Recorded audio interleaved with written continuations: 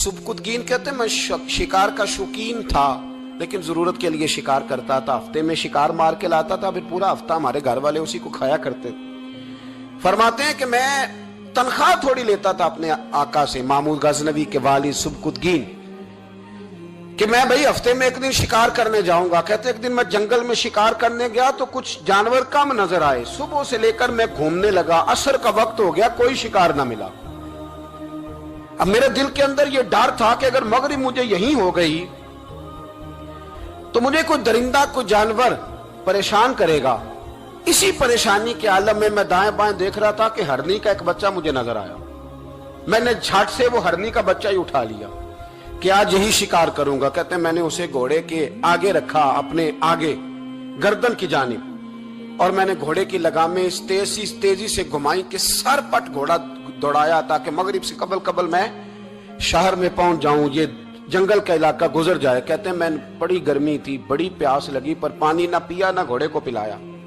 Sir पट दौड़ाया इस डर से कि कहीं ऐसा ना हो कि मैं जंगल में मुझे शाम हो जाए। कहते हैं जब मैं शहर से बाहर पहुंच गया तो मगरिब का वक्त भी शुरू हो गया। कहते हैं अभी मैं पहुंचा ही था, मैंने वहां घोड़े को रोका, खुद भी पानी पिया, जानवर को भी पिलाया।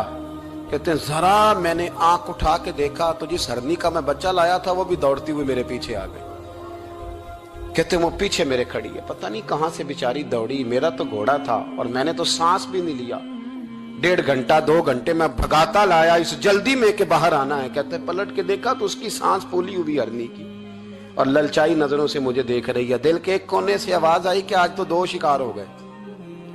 बच्चा तो पकड़ा ही, इसकी मां को भी काबू करता हूं ताकि डबल शिकार हाथ आएगा। कहते हैं फिर अंदर से मेरा दर्द बोला, अंदर से मेरा रहम बोला कि एक मां अपना बच्चा लेने आई है और इस तरह तो उसे तकलीफ नहीं दी जा सकती कि उसे ब्लैकमेल करके मां को भी रख लिया जाए।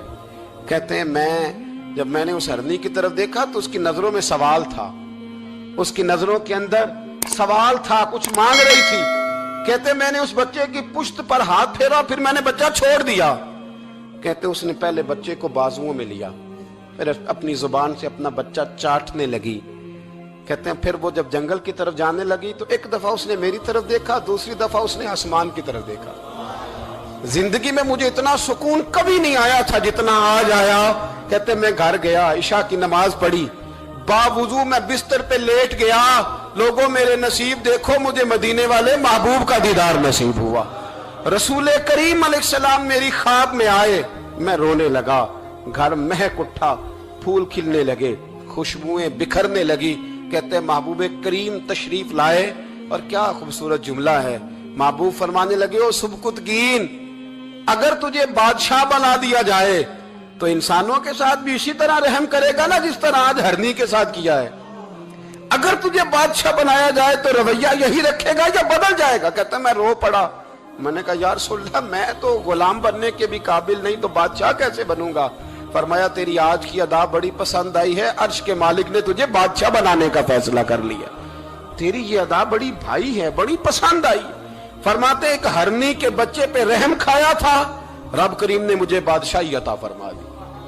हम ना सियासत से बादशाही लेना चाहते, सियासतदानों के अपनी जेब से इश्तिहार छपवा के बादशाही लेना चाहते हैं, डेरा बना के बादशाही लेना। ना ना ना, बादशाही तो रहम करने से मिलती, बादशाही तो शफकत करने से मिलती, बादशाहियां तो अल्लाह की मखलूक से प्यार करने से मिलती।